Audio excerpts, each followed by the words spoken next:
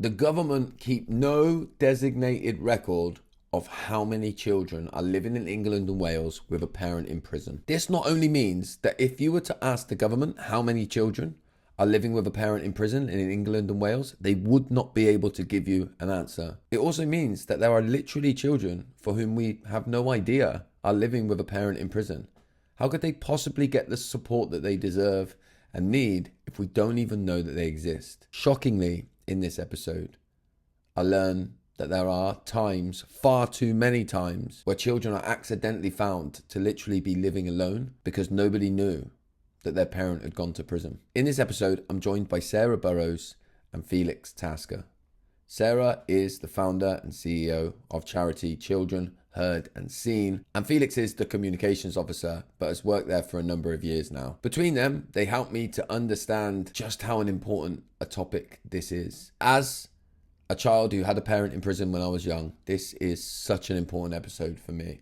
I'm going to drop the links to their website below, and you'll also hear us talk about Children with a Parent in Prison Day, which is on the 25th of November, and that is why I am rushing to get this episode out to you ASAP so that you can understand that this day exists and do all that you can to raise awareness.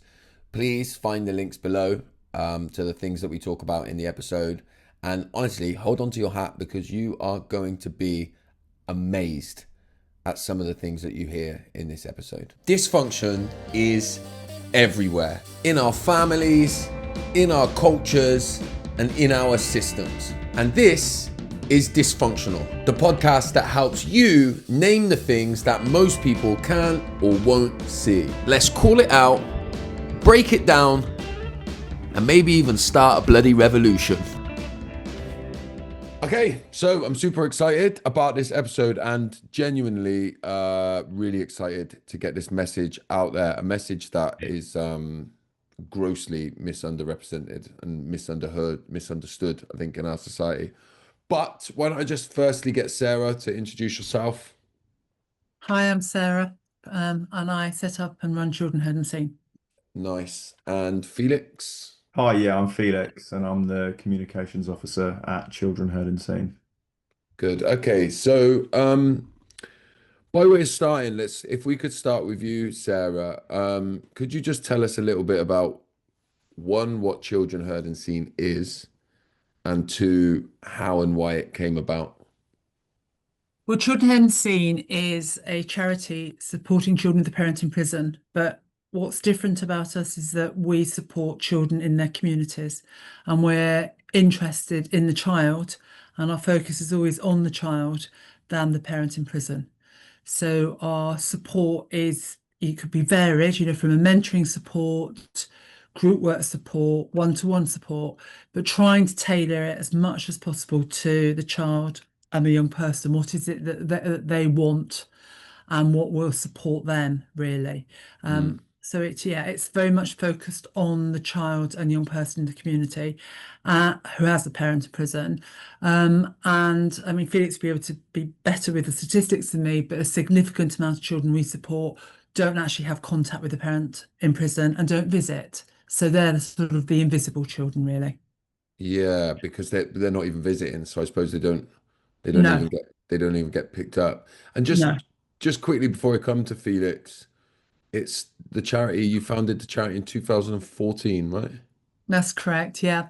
So previously, I had been working in the youth offending service in Oxfordshire. I was the prevention manager looking at first-time entrants of young people who were entering the criminal justice system for the first time. And we had an incredible diversion scheme at the time that we were able to divert children and young people out who were deemed as vulnerable. So maybe they're on the child protection register, or they're a missing child, or they have witnessed domestic abuse. And we ended up with quite a smaller cohort of children and young people entering. And the majority had a parent in prison. So then thought, well, that would be quite easy because we could divert them, but we need to see where the support agencies are for them, and couldn't find any support agencies for children with a parent in prison. So set it up, in 2014 alongside my day job. So you just was working from your kitchen originally.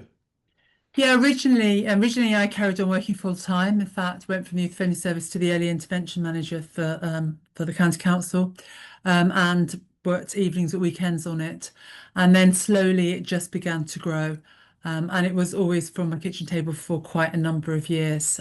And first of all, with volunteers supporting. And then we had our first paid employee. She did like half a day, and then we got a bit of funding a day and a half, and it sort of it grew organically, really. But a lot of great volunteer support, people pulling together and helping and set up groups, mentoring children and young people, and being there.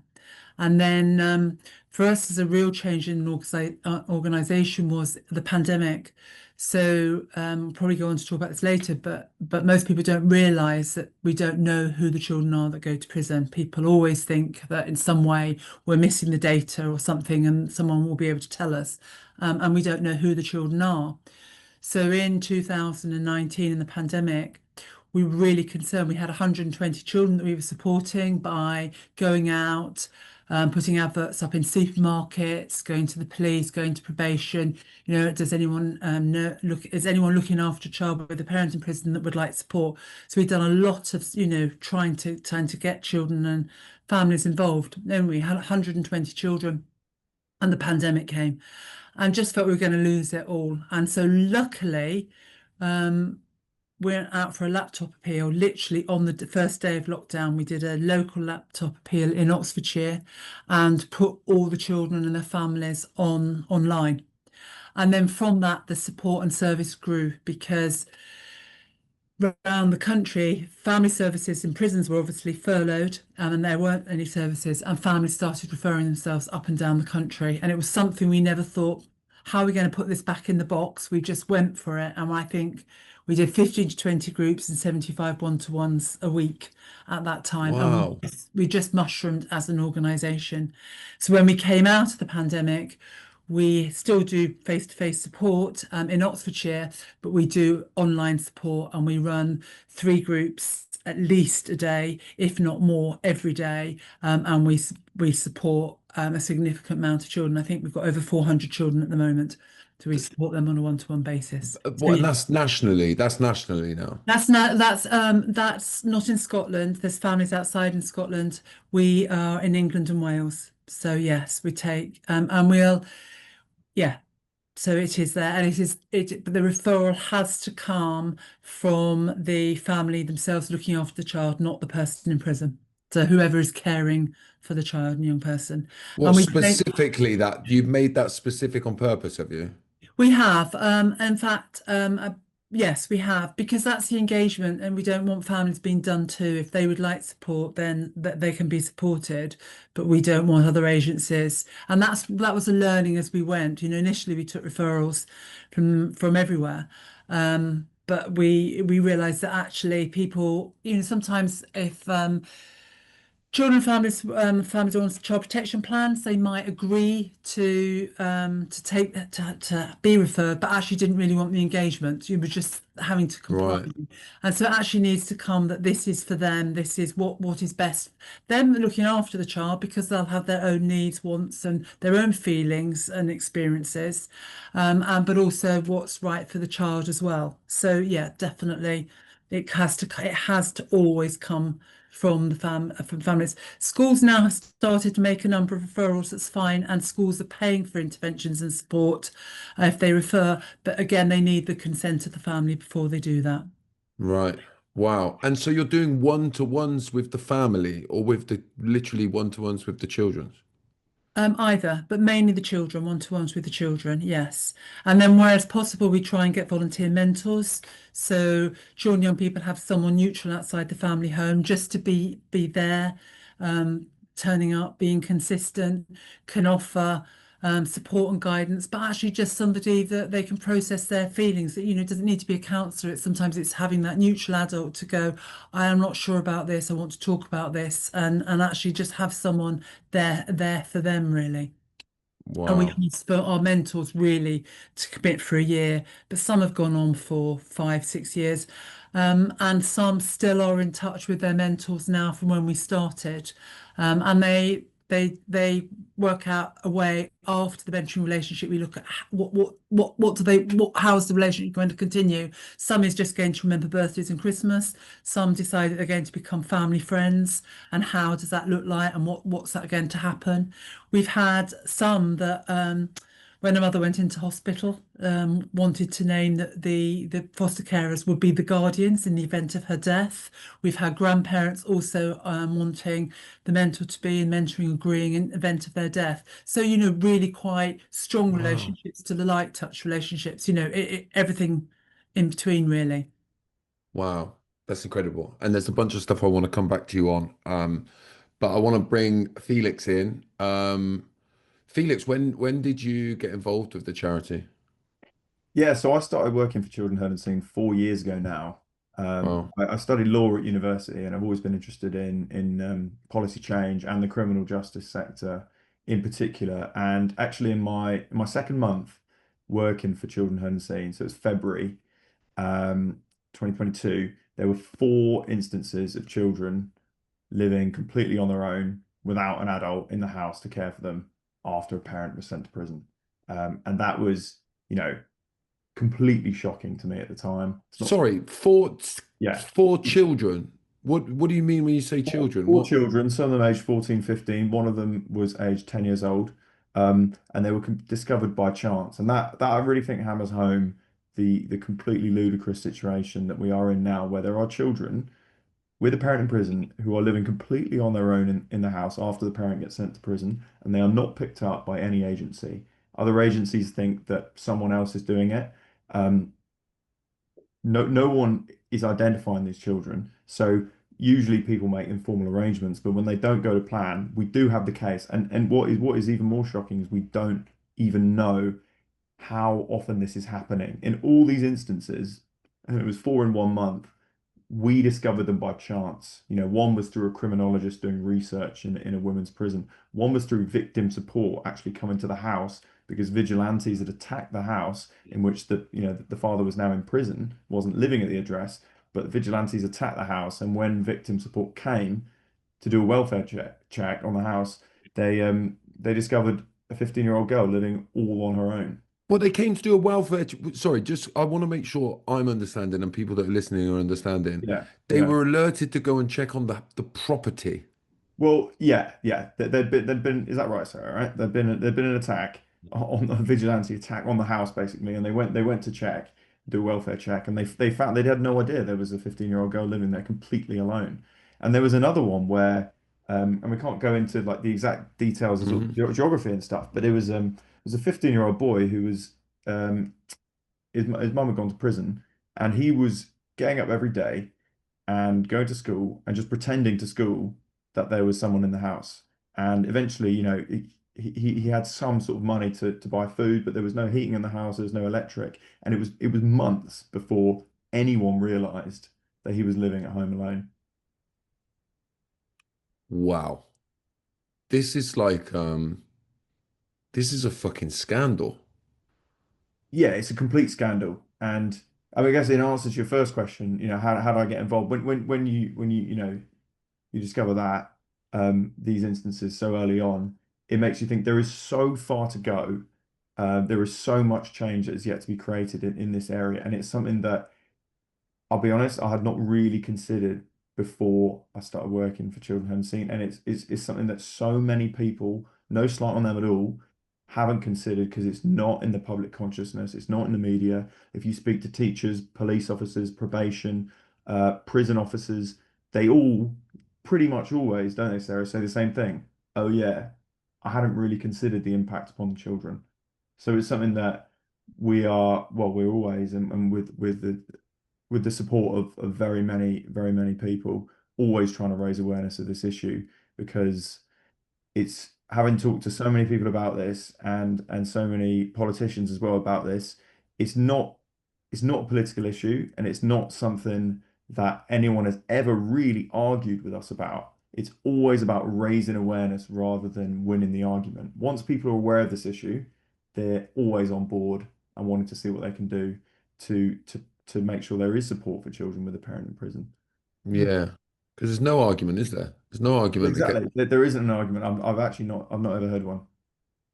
Is that like a semi-regular occurrence, what you just said? I know you said it happened 4 times in 1 month. Was like is that something that happens regular?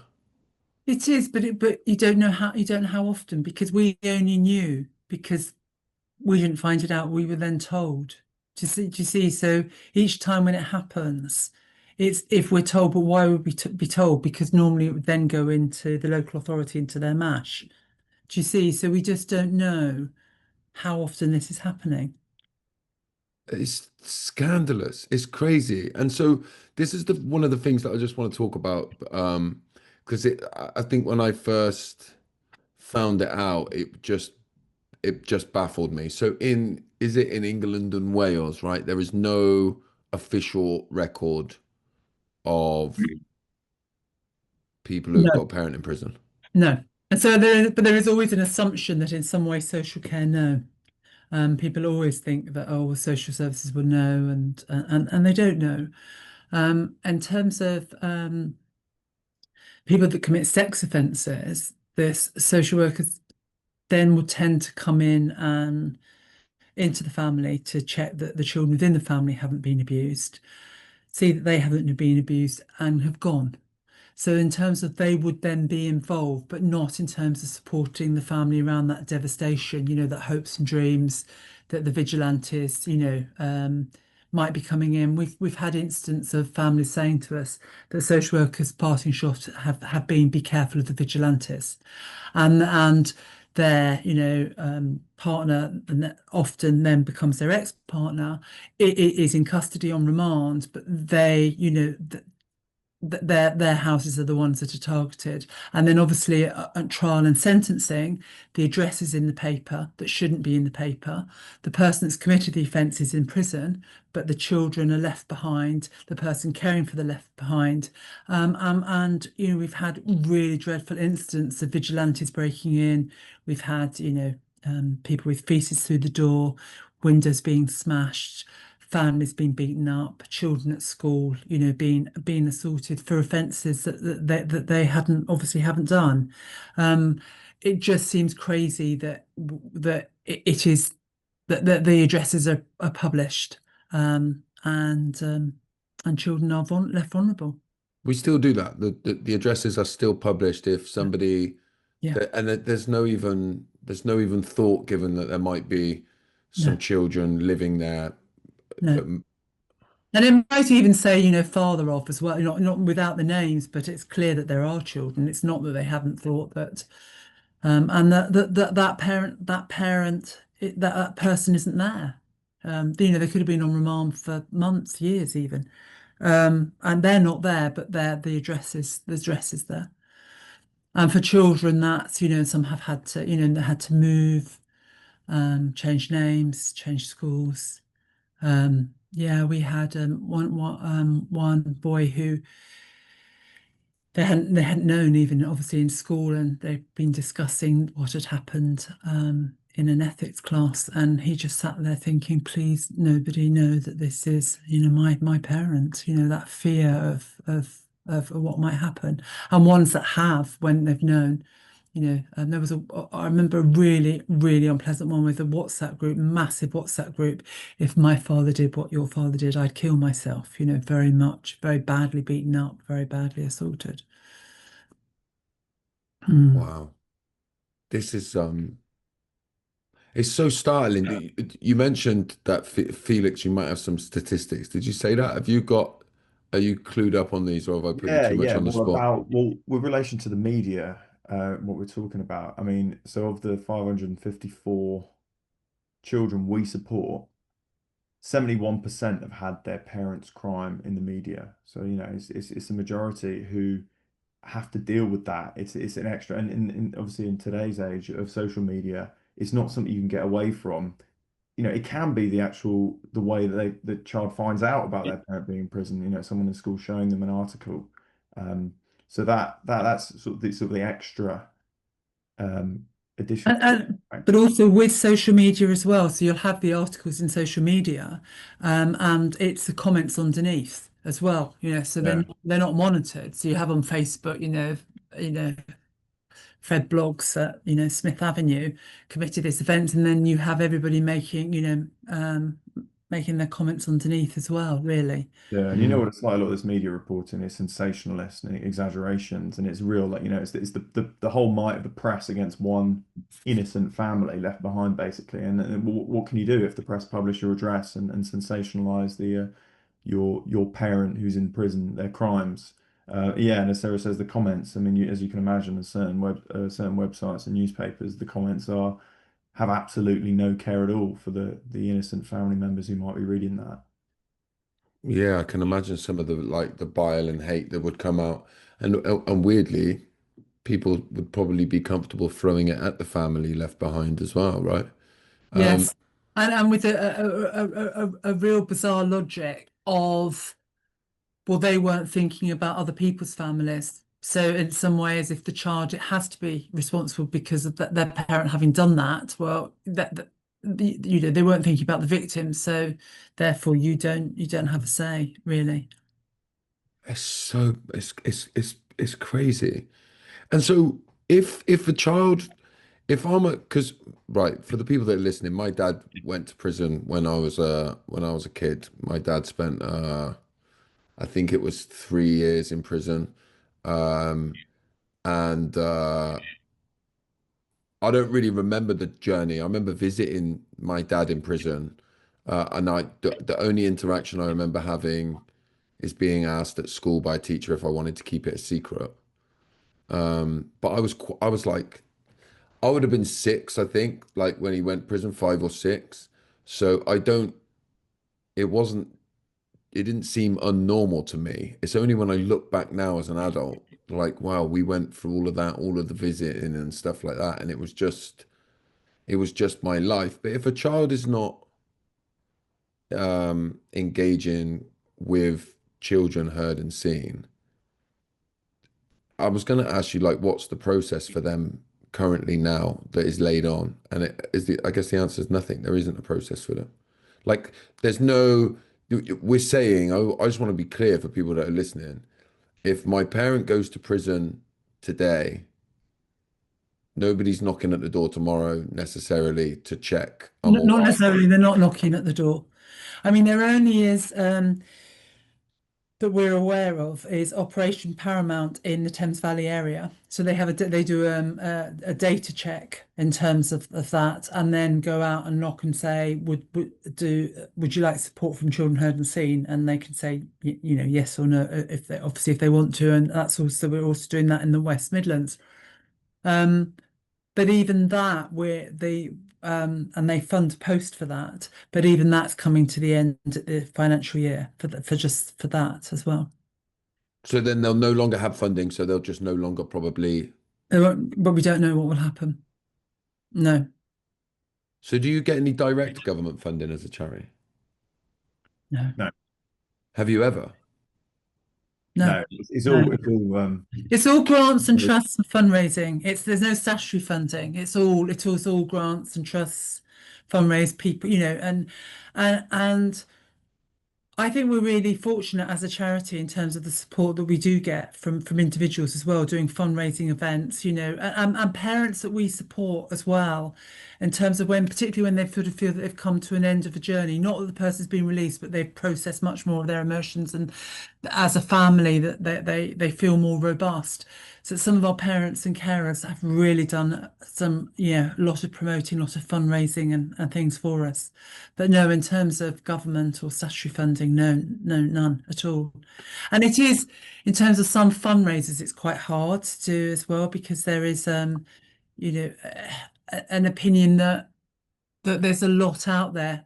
There is a lot of support already out there, and there is support in terms of those family days and the visits, things like that.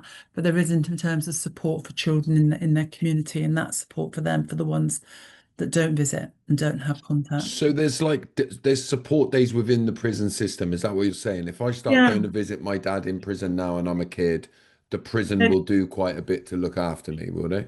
Yeah, well, in terms of family services, so the MOJ family services, so there's like family days, so you can have longer visits, and that they'll do family activities and, there's the sort of family events in terms of making prison visits, more, enjoyable. Um, but no, not in terms of the community support. And for the children that don't visit, I mean, how many, Felix, is it currently Yeah, in you terms talked of? about stats earlier. So the children we support, which are not saying are necessarily representative of children with a parent in prison across the country, they tend to be children with parents in prison for longer sentences, more serious offences, and potentially, basically need more support to process those difficult emotions. But a third of the children we support visit the prison. That's just a third. And 40% of the children we support have no contact at all with the parent in prison. Not just visit, but no contact, no phone calls, no letters. And just to explain to the listeners that might be thinking, well, why wouldn't children have contact? So for half of those children who don't have contact, they're not allowed contact, which is something that's very rarely discussed. But what if you have a parent in prison and you're not allowed to visit or have contact from them? That's usually due to the offence type. If it's a child sexual offence. There's no like uniform approach, but usually if it's a serious child sexual offence, the prison will decide that no contact is allowed. And the other half of children who don't have contact is they don't want contact. And also, I think that's something that is not really discussed much. I mean, you mentioned Josh about visiting your dad when he was in prison, and lots of people have stories about visits, and they really range from the positive to the negative, and it really depends on the individual circumstance and the views of the child. And unfortunately, we do have some family members we've supported or adults who've been in touch later on in life who have explained to us that they were made to visit their parent in prison when they were young. Mhm. And that's not the child-centered approach that we obviously were so passionate about at Children Heard and Seen. That there is some research which was done in 2017, which shows that if a person in prison has contact with their children, the person in prison, are less likely to reoffend when they come out, which is great for the person in prison, but it doesn't take into account the best interests of the child. Mm. And we're really keen on that. And it's really important to sort of amplify the voice of the child and make sure that the best interest of the child is at the center of everything we do. We do not want, and in some cases, children are used as tools to reduce a person's reoffending. And actually, it's not always in the best interest of a child to visit. Many children don't want to visit. It might be too far. It might be too expensive. They may not enjoy prison visits. I mean, you obviously know already about the searches and the sniffer dogs, and it's not, and prisons have to be like that. There's even a child-friendly prison can be a very daunting place for a child, especially a younger child. So some teenagers we support, they just, it's not they just don't want to visit. They want to do other things on the weekend. Maybe they just want to spend time with their friends and kick a ball around, or play some music. It really does depend and change. And yeah, we're always about what's in the child's best interest, because unfortunately, it does often get overlooked in sort of general public discourse, media discourse, and policy as well. Yeah, and I think there's like this, even I think well-meaning people, I sort of notice with all of the work that I do around family stuff, even well-meaning people just have a blanket idea that you should be getting a family back together Yeah. with like no Yeah. context of anything, and just like the best thing for everybody is to get the family back together. And I think like statistically people will try and look for stats that support that. And just to Yeah. give an idea to the people that are listening, like one of the things that I experienced when I used to go and visit my dad was my dad was always trying to get information out of my mum. And I know now looking back, um, my dad probably wasn't ready to be separated from my mum, but they were very, very much separated. But my dad was not happy with that. And I remember we were hauled out of a prison visiting center at one point because my dad was very, very physically violent with my mum because of a truth that I had said, basically. And I remember really feeling every time we went to visit him, I have to be careful what I say. I don't want to be the one to land anybody in it. I don't want to upset him. And so, but I knew that. I remember knowing that, but I never spoke to anyone about it. And even when we were called out of the prison, and it was bad what happened, like bad violence. I won't go into the detail, but I remember walking out of the prison, back to the car, my mum desperately trying to get herself back to being, after what she had just experienced, back to being okay. We got in the car and never spoke about it again, ever, to anybody, you know? And that's the kind of like, these are the kind of complexities that these kids are experiencing, right? And I think that, No, exactly, and that exactly, and what your mother needed was someone to process her feelings and emotions on it, and how as a mother how she felt. But you desperately, much more as a child, needed to be able to a neutral person to be able to go and talk it through and work it out. And that's what, yeah, that is exactly what Completely. is needed. Yeah. yeah, And there should have been somebody there, not in terms of feeling like it's a social worker going to be removed, but someone neutral, someone outside, and actually you can just process and talk about that. yeah, because it's the same again as like on the Yeah. flip side, people sometimes automatically assume that it's a binary, I do want to see him or I don't want to Yeah. see him. Like Yeah. when I was a kid, it was like, well, I sort of do. I don't want you, certainly don't want you to be upset with my mum. I don't want anybody to judge my mum. I don't want anybody to really judge my dad. But I never had anybody that just felt like that wasn't somebody that was swooping in because there was a problem that they were trying to fix. That was the only contact I ever had as a kid. And I had learned from a very young age to protect our family from that stuff. So you weren't getting, there was no truth there. Do you know what I mean? It was very, No. but that, like, do you really struggle to get people to understand the importance of supporting the child? Because I know I was at an event recently and I realized how quickly people descend into if we can just stop the parent being in prison or sort the parent out, then the kids will be all right. Yeah, we often get that. And then it is when we talk about the children, it's like, well, if we prevent women going to prison, then the children won't go through that. And it's like, but what about the women that have to serve a custodial sentence in terms of the crimes that are? It still is like the children continue to be invisible. What about those children that are having to process all all those emotions and feelings? And it is always, yeah, it's always about the person in prison and not about the child. Yeah, it's fascinating. And it's fascinating how even people that are trying to help Mm, often will descend into talking about the person in prison, right? And the kids, yes, always. the Yeah, children always get, yeah, nobody comes back and says, hang on a minute, how do we create spaces? And I guess this is what you're trying to do. How do we create spaces that go, and listen, I love my mum and I'm very close with my mum, right? My dad's passed away a long time ago now, right? But in that moment that I just gave you, what I needed is somebody to go, I'm not here for your mum and I'm not here for your dad. I'm here for you yes. for a minute. What about you? Not like, how do we best support your mum to make sure that she can, like, I needed to be able to vent about, because I'm sure, and look, I've not really thought this in depth about it, right? But as a kid, I would have had a right to be frustrated with my mum, maybe, Mm, even though mm, she was the mm, one that was the victim of what happened in there. Maybe I could have been frustrated at her for mm. not telling me that I shouldn't have said it, or like, do you know what I mean? Like, but needed to have those conversations, and I guess that's what's lacking. And also though as well, because every child experiences it differently. So say you were there with siblings, Hmm. they would have felt differently, and they needed their own to be able to process their own. Everyone thinks and experiences things differently, Yeah, and need that opportunity to do that and talk about that.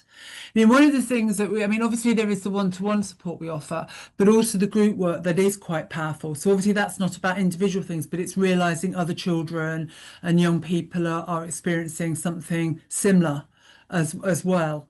And although our groups aren't, this is about your parent in prison, they just know that everybody in that group has a parent in prison. And so you could probably give some better statistics here, Felix, in terms of the groups. When we looked at some groups, we had common themes in a lot of the groups. Can you just say a little bit about that? Yeah, I mean, yeah, of the groups we have, the children's groups. I mean, one of the groups, every child in there had their parents' crime reported in the media, for instance. Another one, it was every child in there had a parent in prison for a child sexual offence. Um, and another one was that every child in there had been impacted by domestic abuse in the family home. So these are common things, and we hadn't set up those groups for that purpose, but that was how the children who attended the groups all had those common themes running through. And And it, that's so powerful for them, right? Because they probably exist every group they're ever in normally, they're the only one. yeah, it's really about some of it. It really is quite simple actually, and it's about just helping children to realize that they're not alone, and that there are other children. There are so many other children who have experienced something along the lines of what you've experienced, and they're normal just like you. And especially if you live in a more rural, more a slightly more isolated area, as a child, if you don't meet other children who share your experiences, you may start to think that you're different or not normal in some way. And if on the weekend, if you're visiting prison and you're told, like, it goes back to one of the first things you said actually, Josh, about your teacher telling you, do you want to keep it a secret? Is that internalized shame and just being, from a young age, being told to keep it to yourself. And it's really, in later life, it can be very, very unhealthy and sort of developing. So Yeah, yeah, just not having to, you've got absolutely nothing to be ashamed of, and it's about just helping children realize that it's not your crime, you're completely innocent, and you're just like all the other children. So I think that yeah. can be really powerful, even something as simple as just It's so meeting other children in this situation. it's so powerful. It's so powerful because look, it's different now because of the work that I do, and I'm sort of known now because of the work that I do. But before I got, go back a couple of years ago, and I wasn't known for doing the work that I do. I would still be, I still wouldn't want to mention to people that my dad went to prison.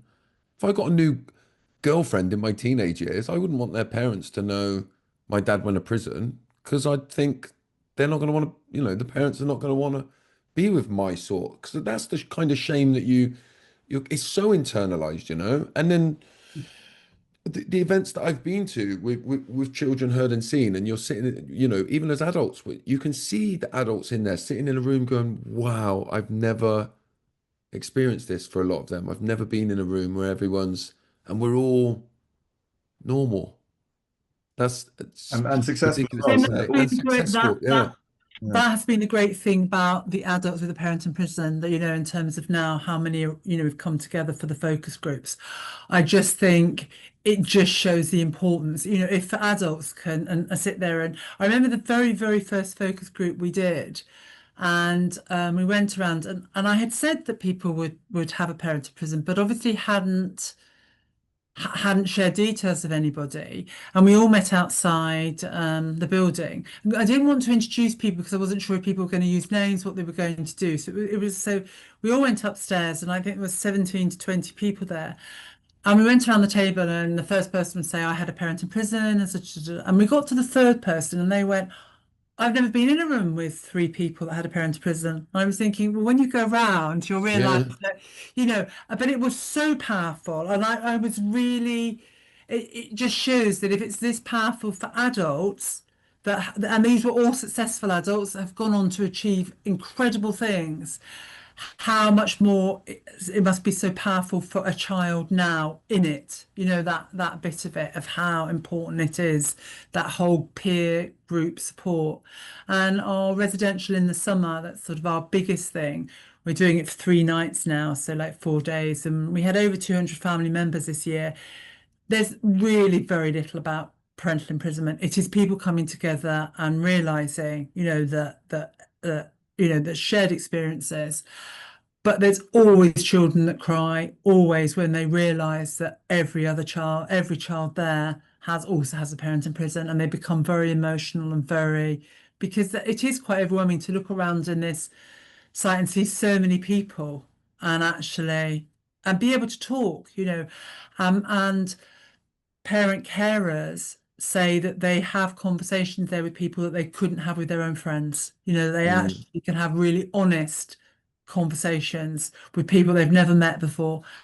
And then years on, because obviously we've been now be going 11 years, see on social media friendships that went back from those residentials, years ago, and the groups, and how the families now, have well moved on from children home scene, but how they're still connected and they're good, good friends, and go to each other's weddings, or and cheering them on as their lives move on, really. It is Yeah. really interesting, those friendships that have been built and developed over the years. Yeah, you're seeing the success now of the work, I guess, when these people were young.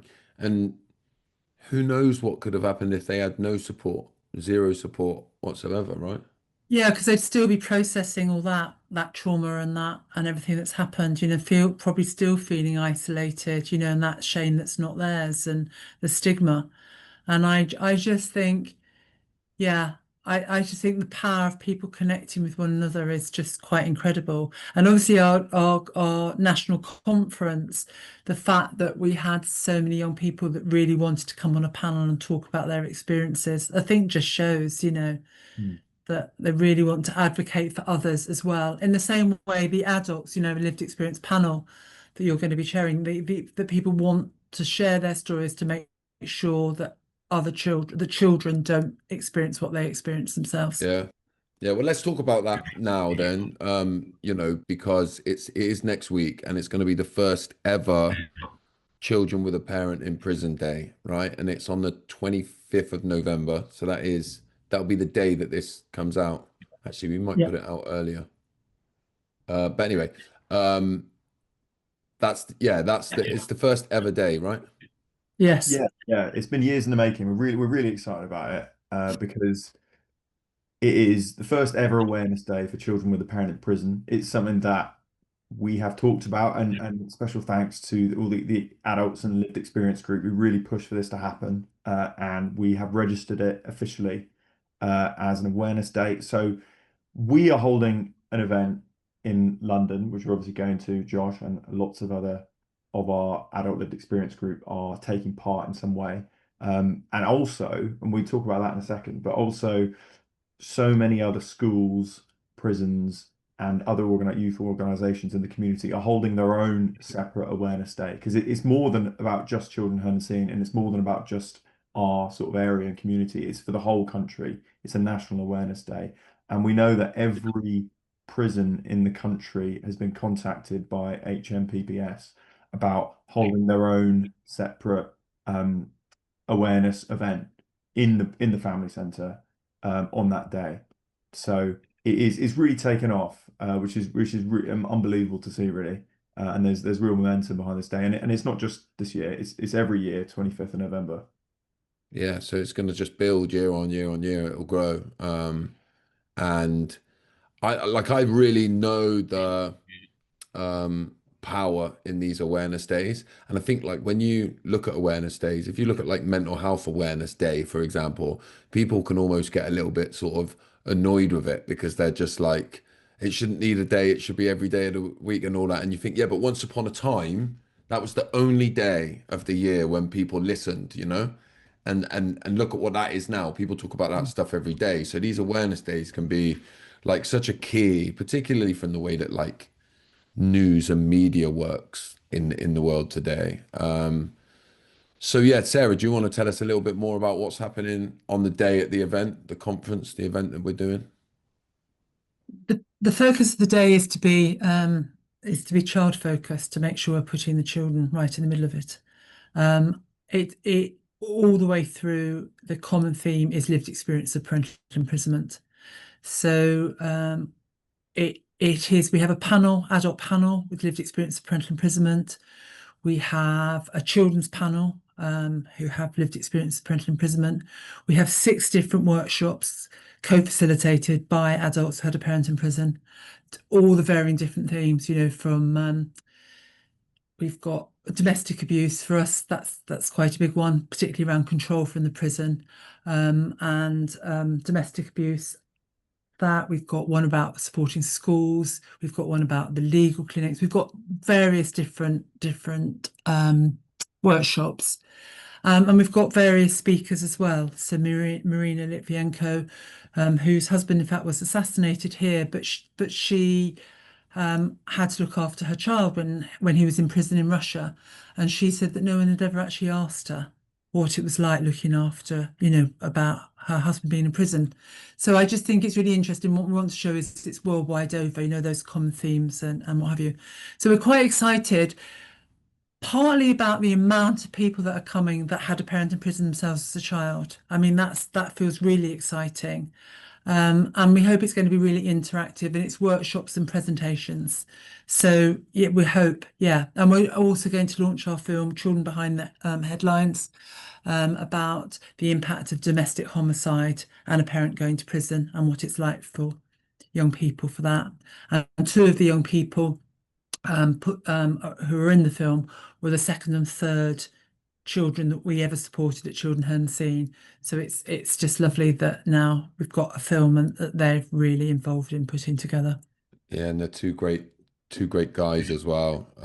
Having met them myself, incredible that they've gone on to be the people that they are, Yeah. Is this, go on, sorry. No, and great advocates. That's what I think, that Yeah. great advocate of actually putting that film together. So again, that other children won't feel, what they felt. And it just really, yeah, really interesting to Mm. shine a light on everything. And is there still space left at the conference? Is this going to go out on the Monday? I might have just decided in my mind, if you two are happy, that I'm going to put it out tomorrow. Yes. Well, tomorrow will be the last day to buy tickets. So if you would like to come, we will cap them. So I'll be quick as soon as you listen to this.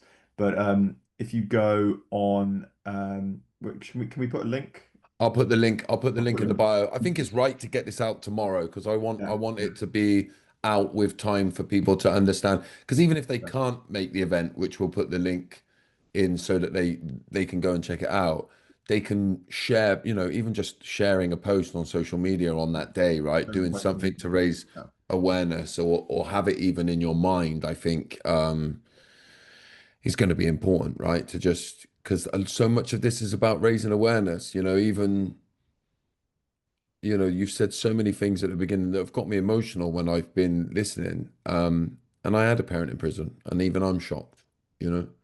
Um, so the awareness is so key. And I think like when you're talking about kids, I think people can, if you have to ram it in people's faces a little bit sometimes, but when you do, I think people realize, oh, we're talking about innocent kids here, irrespective of what their parent has done. There's innocent children every time, and that's what we're trying to raise awareness for, right?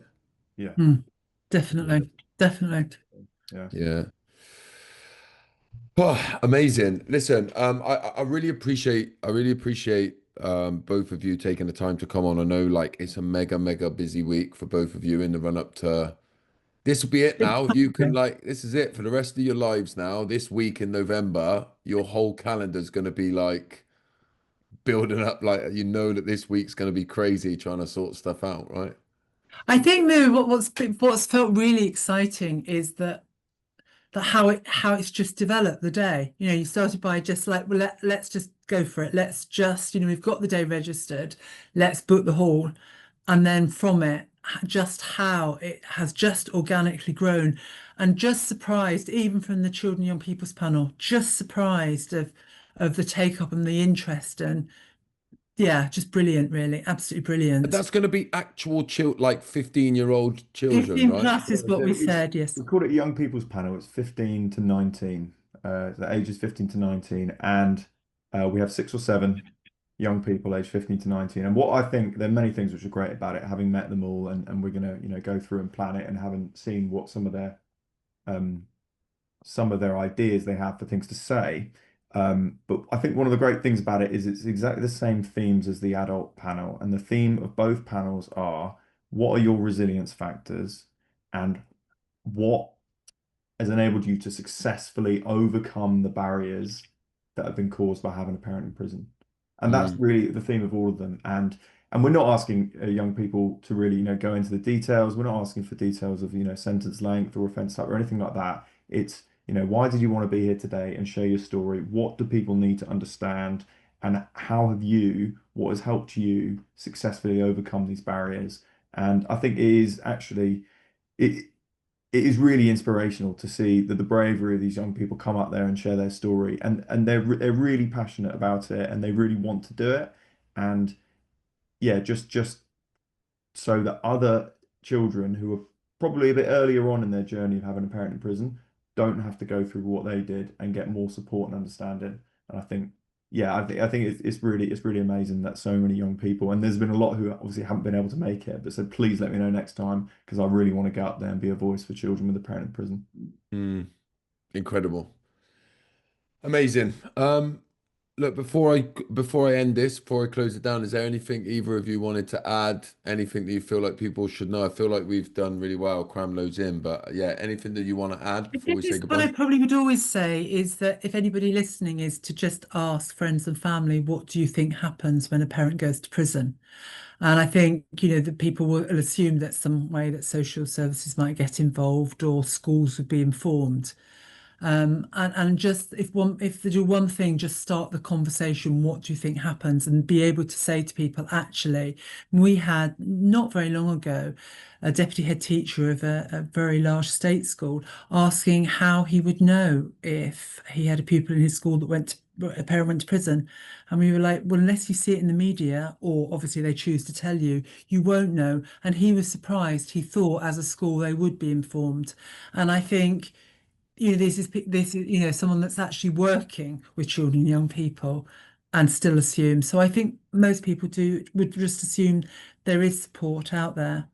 And I know previously, years ago, and in the pandemic, in fact, when I did Women's Hour, a lot of people got in touch afterwards, and it's probably my communication saying that they'd help me find the data about where these children were. They couldn't grasp that the data isn't there. There isn't, it's not that we need help with the data. The data doesn't exist. Wow, so they were like ringing up, being, oh no, no, you've just got this wrong. You just haven't found where it is. It'll be Yeah, somewhere. and supportive. One of them was my husband, is the chancellor of one of the universities, and he's really good with data. We can help you. And it's like the data's not there. So it was kind offers, is what I'm saying, but not that grasping. There is not the data. Wow. And obviously the MOJ have estimated how many children have a parent in prison, but it's an estimate. They don't know who the actual children are and where they are. It's an estimate. Yeah, just what, like almost like a best guess. There's this many people in prison. They've probably all got an average of 1.25 kids, and so That that's is how exactly many. how they did it. Yeah, that's it. Yeah, that's with a few more, bit more sifting of the data and a few more sort of variables. But that is it. Yeah, how many people are in prison at this time? And what's the average number of children that the people in prison have? Yeah. I've got another question just quickly before I let you go. I don't know if you can answer it, but what did the government said they're going to do anything? There is. Yes. So go on. And there you go. All right. Well, yes, they did, and it was really groundbreaking for us when it happened in just before the general election in 2024. Labour put in their general election manifesto a commitment to identify and support children with a parent in prison.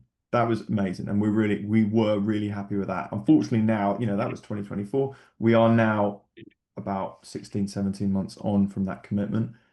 As far as we're aware, very little has happened. There's been some dialogue discussion. It doesn't appear to be a priority.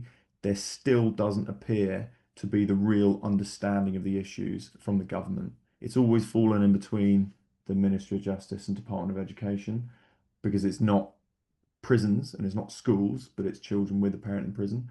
But there's still, we are still waiting to hear on what is going to be done. What exactly are they going to do to identify and support children with a parent in prison, and when is it going to happen?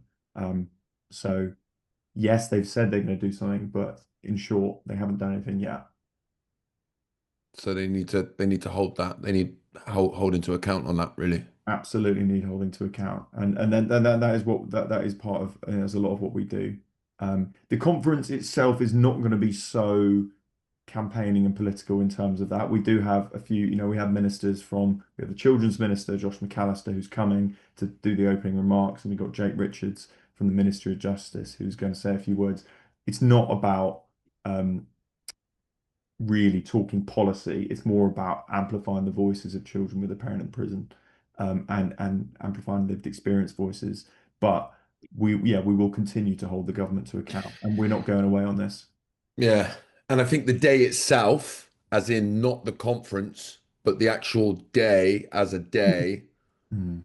maybe there could be some pressure that needs putting on the government, like use the day to say to the government, because you want the day to be focused on children and young people and what it's like for them, right?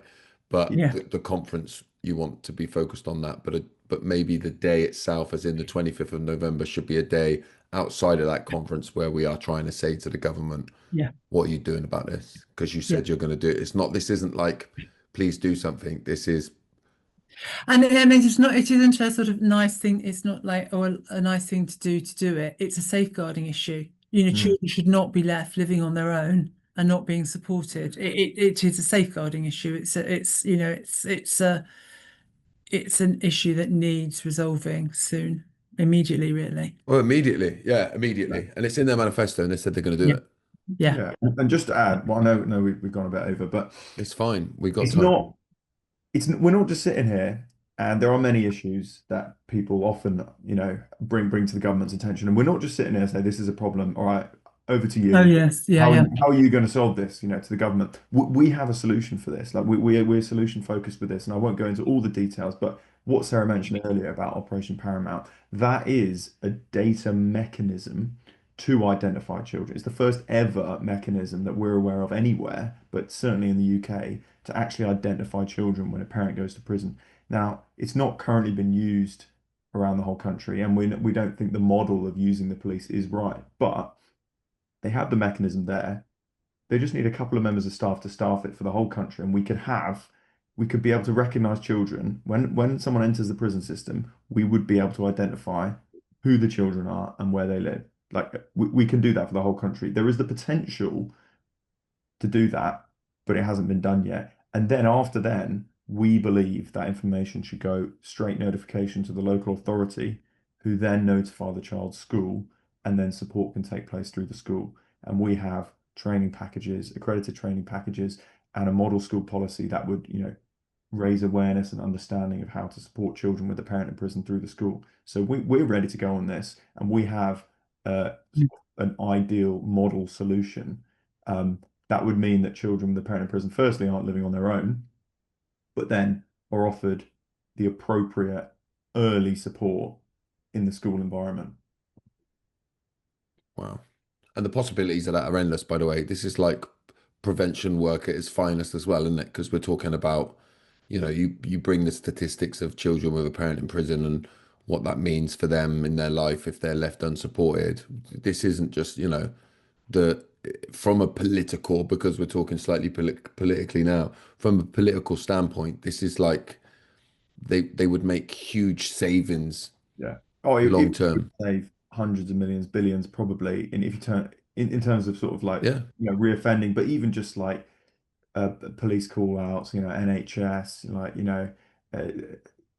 additional support in schools, all these things, it would save so much in the long term. Unfortunately, politics the way it is in terms of like governments coming in and new governments coming in a 5-year cycle, is rare that the government says, all right, we're going to really think long term now and think about proper early intervention, which is a shame. Yeah, but it's almost, this is almost should be an easy win for them. This should be an easy Yeah, win. it It's not a is. big ask. It is. No one's against it. So yeah, completely agree. All right. Well, let's hope that Tuesday brings about some more awareness and it puts a bit more pressure on them, and these children start to get what they deserve, really. Thank you. I appreciate the both of you. Yeah. I'm going to make sure I'm going to spend the rest of, going to change what I'm doing this afternoon and make sure that we can get this out this afternoon so that we can drum up a bit of curiosity in people before the actual day next week. So I'm grateful Brilliant. for both of you.